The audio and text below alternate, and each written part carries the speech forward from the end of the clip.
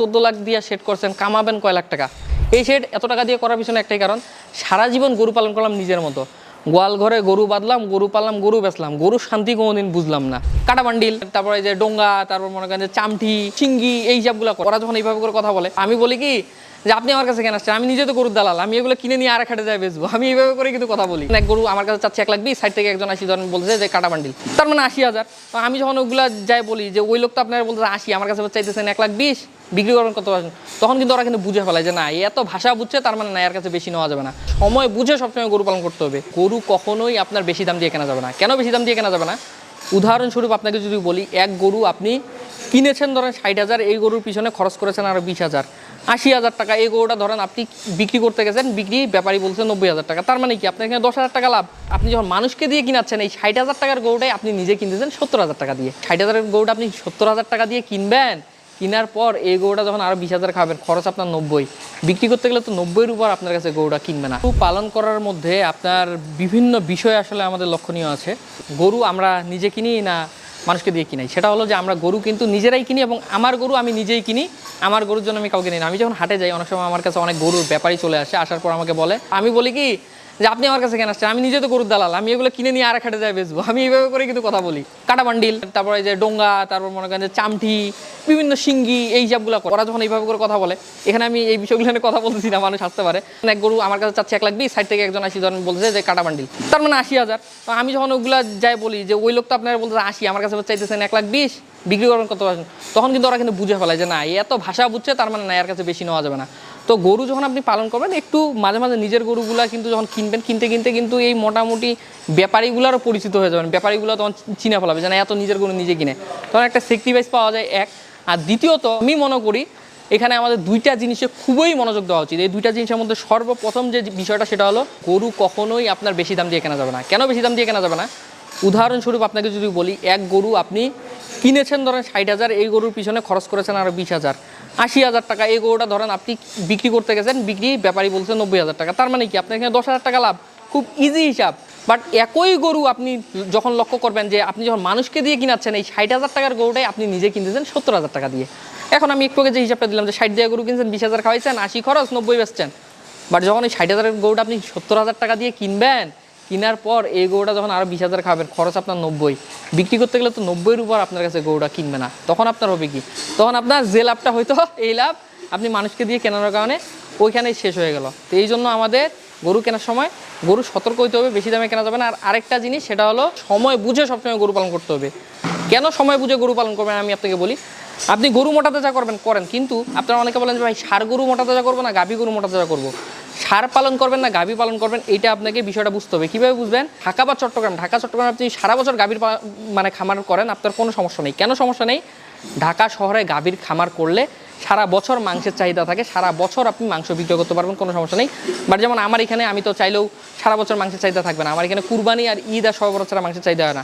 তো আমি যদি আবার গাভীটা পালন করি, 3 মাস পর তো আমি বিক্রি করবো, কোথায় বিক্রি করার জায়গা পাবো না, আমাকে তখন কিন্তু ষাঁড় পালন করতে হবে। তো ষাঁড় গাভীর ব্যাপারটা যারা বুঝেন তারা কিন্তু অঞ্চলভেদে এই ব্যাপারটা বুঝবেন, আর কোন সময় কোন গরু পালন করতে হয় বা কোন সময় কোন গরু বিক্রি করতে হয়, এই জিনিসগুলো বুঝতে হবে। কীভাবে বুঝতে হবে? আপনি একটা গরু পালন করবেন, পালন করার পর আপনি ধরেন যে গরু কিনছেন, আপনি নিয়ত নিয়ে গরু কিনছেন, কেনার সময় নিয়তটা নিছেন যে আমি 3 মাস পর গরুটা বিক্রি করে দিব।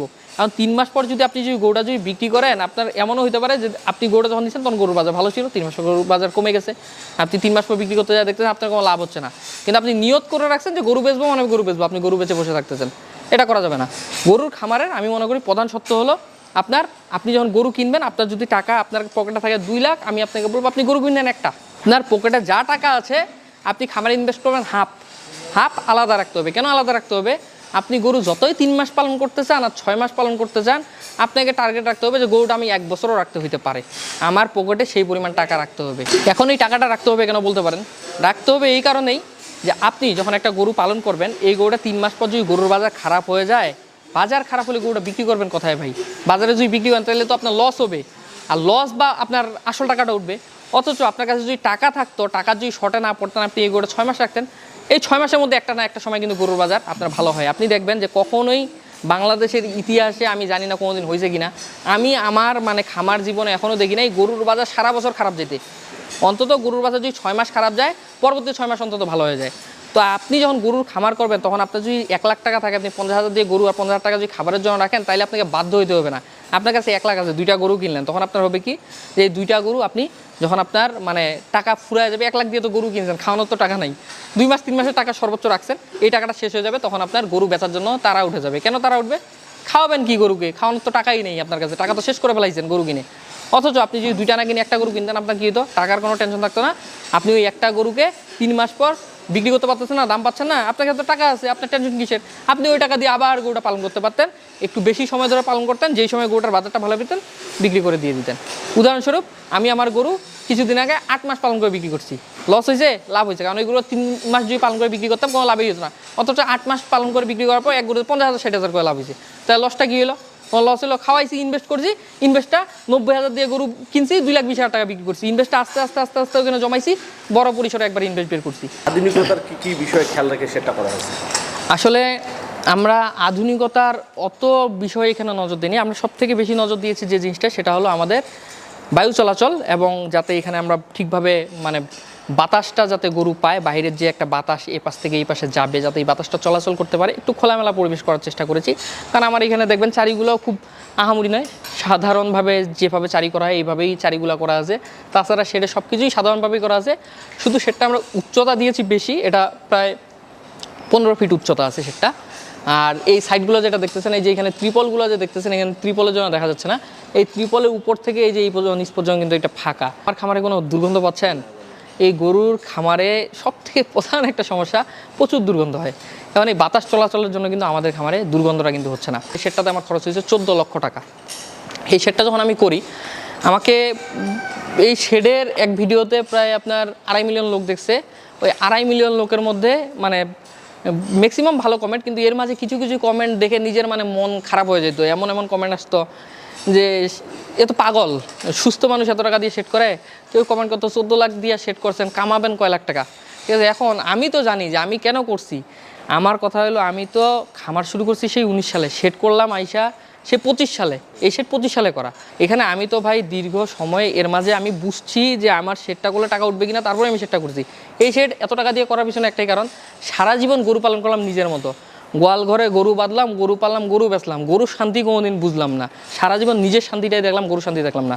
কিন্তু বড় বড় খামার বলেন বা আধুনিক খামারগুলো বা ইউটিউবে যখন আমরা ভিডিও দেখি, আপনাদের যেমন আপনারা অনেক ধরনের খামার ভিডিও করেন, ভিডিওগুলো যখন আমাদের চোখে যখন পড়ে যে আধুনিক শেডের প্রয়োজন আছে, শুধু আপনি একটা পশুর উপর থেকে টাকা ইনকাম করবেন, সে পশুটাকে পশুর মতো করেই আপনি আচরণ করবেন, এটা কোনো হয় না। পশুর প্রতি ভালোবাসা থাকাটাও প্রয়োজন।